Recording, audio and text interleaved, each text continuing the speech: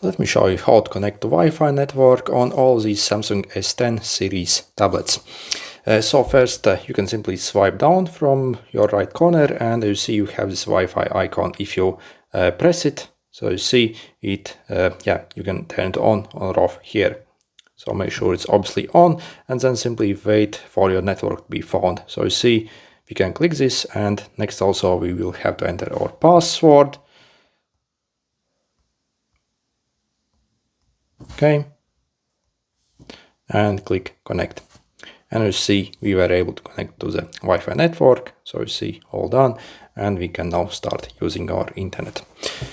So also, if you want to see more settings, you can simply go in the settings in connections. So you see if you click on the Wi-Fi text again. So also if you click on the range here, you can also like change and see also the password of it, reconnect features and some other things. Also, you can like delete it here as well, so forget.